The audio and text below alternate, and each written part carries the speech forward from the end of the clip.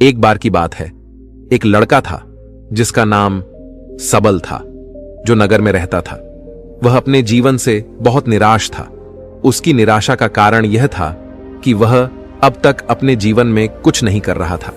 उसके माता पिता उसे ताने मारते थे कि तुम्हारे सभी मित्र कुछ ना कुछ कर रहे हैं, लेकिन तुम अभी भी घर में बैठे हो।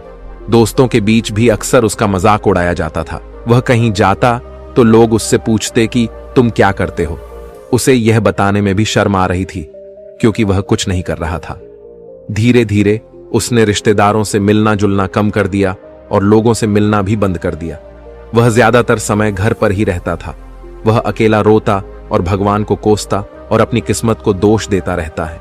अब उसे अपना जीवन बोझ लगने लगा था। कभी कभी वह सोचता कि कब वह कुछ करने के योग्य बनेगा, और फिर वह सोचता कि जिंदा रहने से अच्छा मर जाना है। एक दिन वह अपने नगर की एक गली से गुजर रहा था। तभी उसने देखा कि एक उपदेशक दुख और परेशानियों पर उपदेश दे रहे हैं। वह भी उसी भीड़ में सबसे पीछे बैठ गया और गुरु के प्रवचन सुनने लगा। उपदेशक कह रहा था, दुख एक शिक्षक की तरह है जो हमें जीवन की सच्चाई दिखाता है और हमें जीने का सही तरीका सिखाता है। आप चाहें तो जिंदगी जीना भी सीख सकते हैं। गुरुजी उपदेश दे रहे थे कि तुम चाहो तो कुछ भी हासिल कर सकते हो, और अगर चाहो तो एक कोने में बैठकर रो सकते हो। इन सभी बातों को सबल ध्यान से सुन रहा था, लेकिन शिक्षक की यह बातें से पसंद नहीं आई। उसने खड़े होकर कहा कि कुछ भी सिखाने से दुआख दूर नहीं होता। इसमें केवल दर्द होता है, दुख की पीड़ा अनंत है। ऐसा लगता है कि इसके बाद कुछ होने वाला नहीं है। इससे कुछ भी फर्क नहीं पड़ता है। इसके सामने तो मौत भी छोटी लगती है। गुरुजी ने कहा, फिर तुम्हारा दुख क्या है? सबल ने उसके सामने अपनी सारी व्यथा सुनाई और पूछा, मेरे दुख का कोई उपाय है आपके पास? यह सुनकर गुरु मुस्कुराए और बोले, तुम उस दिन मेरे पास आओ जब तुम्हारे जीवन में वास्तविक दर्द हो। मैं तुम्हारी समस्या का समाधान अवश्य करूंगा। यह कहकर गुरु वहां से चले गए। सबल ने सोचा, कहीं मेरा दुख नकली तो नहीं है? क्या मैं जिस दर्द से गुजर रहा हूं वह नकली है? मेरा दुख कोई नहीं समझ सकता। जब मां बाप नहीं समझते तो गुरु क्या समझेंगे? अपने दुखों से व्यथित होकर सबल ने एक फैसला लिया कि अब वह कुछ करेगा। सबल ने एक छोटा व्यवसाय शुरू किया, पर उसे सफलता नहीं मिल रही थी। लेकिन उसके घर वाले पूछते हैं कि क्या वह कुछ कोशिश कर रहा है। वह अपने व्यवसाय में लगा रहा और धीरे धीरे उसे सफलता मिलने लगी। फिर उसने गति पकड़ी और केवल 3 साल के अंदर ही वह एक बड़ा बिजनेसमैन बन गया। अब सबल के आसपास ऐसे कई लोग थे जो उसकी परवाह करते थे, जो उससे प्यार करते थे। अब उसके परिवार के सदस्य भी उसकी तारीफ करते नहीं थक रहे थे। दिन ब दिन उसके मित्रों की संख्या बढ़ती जा रही थी। अब वह अपनी जिंदगी से बहुत खुश था। उसके कुछ दोस्तों ने उसे सलाह दी कि जब आप एक बड़ा बिजनेसमैन बनकर बहुत खुश हैं, तो सोचिए आपको कितनी खुशी होगी अगर आप इस शहर और इस राज्य के सबसे बड़े बिजनेसमैन बन जाते हैं। कितने लोग आपसे जुड़ना चाहेंगे, आपकी कितनी बड़ी ख्याति होगी, और स्वयं राजा भी आपसे दोस्ती करना चाहेंगे और जरूरत पड़ने पर ही आपसे पैसे उधार लेंगे। दोस्तों की यह बात सबल के मन में गई। अब वह और पैसे कमाने की कोशिश करने लगा, लेकिन उसे यह सब बहुत ही जल्दी चाहिए था। वह समय बर्बाद नहीं करना चाहता था। उसका अधिकांश समय इन चीजों को प्राप्त करने में लगने लगा। इसलिए वह ऐसे काम करने लगा जो सही नहीं था। उसने बड़ा उधार लेना शुरू कर दिया। उसके दोस्तों से पैसे की मात्रा और अधिक मुनाफा कमाने के लालच में वह अपने माल में मिलावट करने लगा। उसने अन्य व्यापारियों के खिलाफ भी साजिश रची और उन्हें डराया धमकाया। जैसा उसके दोस्त कहते थे वैसा ही करता था। वह इन तरीकों से ज्यादा पैसा कमा रहा था, पर अब उसके जीवन में पहले जैसा चैन नहीं था। उसके मन की शांति गायब हो गई थी और वह रात को सो नहीं पाता था। वह हंगामे में रहता था। वह सब कुछ पाकर भी उसे किसी चीज में सुख नहीं मिल रहा था। एक दिन सबल अपनी गाड़ी में कहीं जा रहा था। तभी रास्ते में उन्हें उपदेशक का आश्रम दिखाई दिया। वह रुका और गुरु के पास जाकर बोला, संत, आपने मुझे आपके पास आने के लिए कहा था जब मेरे जीवन में सच्चा दुख आता है। अब मैं बहुत दुखी हूं कि मेरी नींद हराम हो गई है। मुझे कहीं भी शांति नहीं मिल रही है। इस प्रकार सबल ने अपनी सारी समस्याएं गुरु को बता दी। गुरु ने कहा, जब तुम पहली बार मुझसे मिलने आए थे तब भी तुम किसी दुख में थे। तुमने उस दर्द से क्या सीखा? सबल ने कहा कि सिर्फ सोचने और चिंता करने से कुछ नहीं होता। आपकी दृष्टि को सच करने के लिए यह कार्रवाई करता है। और सिर्फ काम करने से कुछ नहीं होता, परिणाम भी मिलना चाहिए। जब आपको लगता है कि आपका लक्ष्य हासिल नहीं होने वाला, तब राह में चाहे कितनी भी मुश्किलें आ जाएं, मन कितना भी निराश क्यों ना हो, कितना भी लगता हो कि अब कुछ नहीं होने वाला है, तभी विश्वास करें, मैं जो भी कर रहा हूं उसमें अवश्य सफल होऊंगा।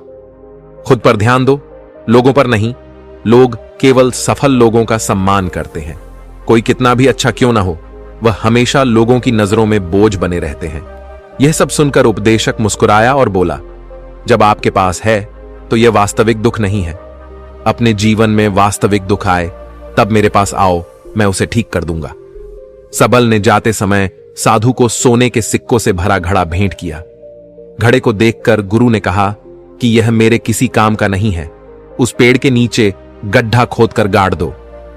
सबल ने घड़े को पेड़ के नीचे दबा दिया, जैसा कि गुरु ने बताया, और वहां से चला गया। कुछ दिनों से कारोबार ठीक चल रहा था, लेकिन व्यापार के गलत तरीके के कारण धीरे धीरे उसे व्यापार में घाटा होने लगा। उसकी सारी दौलत धीरे धीरे खत्म होने लगी, और एक दिन ऐसा भी आया जब उसके पास कुछ भी नहीं बचा और उस पर कर्ज का बोझ चढ़ गया था। परंतु वह निश्चिंत था, क्योंकि उसने अपना सारा कर्ज अपने दोस्तों से लिया था। उसने सोचा कि उसके दोस्त बुरे वक्त में उनके साथ खड़े रहेंगे, लेकिन ऐसा कुछ नहीं हुआ। जैसे ही बुरा वक्त आया, दोस्त पहले उससे कर्ज मांगने लगे। अगर उसने कर्ज नहीं लौटाया तो उन्होंने उसे जान से मारने की धमकी भी दी। उनके सभी शुभचिंतक और प्रियजन उससे दूर हो गए। उसके दोस्त जो उसके साथ मस्ती किया करते थे, अब उससे दूर भाग रहे थे। उसका परिवार उसकी गलतियां और कमियां गिनने लगा। उनकी सारी संपत्ति नीलाम कर दी गई और उसके पास कुछ भी न बचा।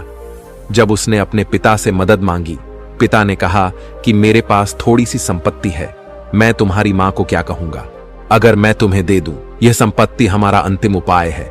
सबल के मन में गहरा दुख छा गया। उसके आसपास कोई नहीं था जो उनके दुख को समझ सके, जो उसे संभाल सके। जनता के इस विश्वासघात के कारण वह अंदर से टूट चुका था। वह सोचने लगा कि अब जीने का क्या मतलब है, अब मौत ही मेरा सहारा है। वह आत्महत्या करने के लिए पहाड़ी पर जा रहा था। तब उसे याद आया कि उस शिक्षक ने उससे कहा था, मेरे पास आओ जब तुम्हारे जीवन में वास्तविक दुख हो। सबल गुरु के पास गया और अपनी सारी व्यथा सुनाई। आंखों में आंसू लिए उसने कहा, हे गुरुजी, मेरे दुहा का निवारण कीजिए। गुरु ने कहा, जब जीवन में असली दुख होता है तब मेरे पास आ जाना, मैं इसे जरूर ठीक करूंगा। कुछ देर बाद साधु उठे और पेड़ के नीचे एक गड्ढा खोदा और घड़ा निकाल लिया, जो सोने के सिक्कों से भरा हुआ था। उसने सबल को देकर कहा, मेरे पास आओ जब तुम्हारे जीवन में वास्तविक दुख हो, तब इसका सही इस्तेमाल करना। सबल ने अपने शिक्षक को धन्यवाद दिया और उसे प्रणाम करके चला गया। उस पैसे से उसने एक छोटा सा व्यवसाय शुरू किया। अब वह छोटा व्यापारी बनकर भी खुश है। उसने पूरी लगन और ईमानदारी से कारोबार किया। जल्द ही वह अपने शहर का एक बड़ा व्यापारी बन गया। उसका जीवन सुख सुविधाओं से भरा हुआ था, लेकिन कोई कितना भी अच्छा क्यों न हो, जीवन में दुख आता ही है। तो सबल के जीवन में भी दुख आते थे। कुछ दिनों बाद सबल के माता पिता एक ही दिन मर गए। सबल अपने माता पिता से बहुत प्यार करता था, इसलिए उनके निधन से उसे गहरा सदमा लगा। वह दोनों को शमशान घाट ले गया, जहां अंतिम संस्कार किया गया।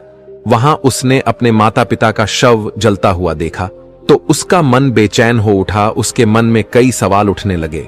वह घर वापस आ गया, लेकिन उसका मन अभी भी बेचैन था। वह खाली महसूस कर रहा था। वह सारा दिन अपने बारे में ही सोचता रहता कि वह कौन है, वह इस दुनिया में क्यों आया है। क्या जीवन का लक्ष्य केवल चीजों को खाना और मरना है? इसलिए कुछ दिन बाद वह फिर से गुरुजी के पास पहुंचा और बोला, हे स्वामी, मैं बहुत दुखी हूं, क्योंकि मैं यह नहीं जान पा रहा हूं कि मैं कौन हूं और मैं इस दुनिया में क्यों आया हूं। यह सुनकर गुरुजी मुस्कुराए और बोले, आज तुम्हारे जीवन में पहली बार सच्चा दुख उत्पन्न हो गया है। इसलिए इन सब से परे, यदि आप अपने दुखों का अंतिम समाधान चाहते हैं, तो सबसे पहले खुद को समेटो। इस दुनिया से अपनी ऊर्जा वापस ले लो और इकट्ठा करो। अपने आप पर ध्यान केंद्रित करो, स्वयं पर ध्यान दो। अपने मृत्यु से पहले अपने आप को जानने की कोशिश करो। सबल ने कहा, तो गुरुजी, क्या हम इस संसार को छोड़ दें? हमारी सभी इच्छाओं को मार देना चाहिए। किसी से प्रेम नहीं करना चाहिए, धन संग्रह नहीं करना चाहिए, सम्मान की आशा छोड़ देनी चाहिए। सबल ने कहा कि आपने मेरे असली दुख का समाधान कर दिया। आपका बहुत बहुत धन्यवाद। अब से मैं खुद को समेटने, खुद को तराशने की कोशिश करूंगा। गुरुजी ने कहा कि मानव शरीर में बहुत ऊर्जा और शक्ति है, लेकिन यह फालतू के कामों में बंटा हुआ है, बेकार की बातों में लगा हुआ है। इसलिए व्यक्ति को अपने आप पर ध्यान देना चाहिए, दूसरों पर नहीं। सबल को अपने प्रश्नों का उत्तर मिल गया। उसने अपने गुरु का शुक्रिया अदा किया और चुपचाप वहां से चला गया। दोस्तों, उम्मीद है आपको यह कहानी पसंद आई होगी। अगर आपको यह कहानी पसंद आई हो तो अपने दोस्तों और परिवार के साथ जरूर शेयर करें। आपका कीमती समय देने के लिए धन्यवाद।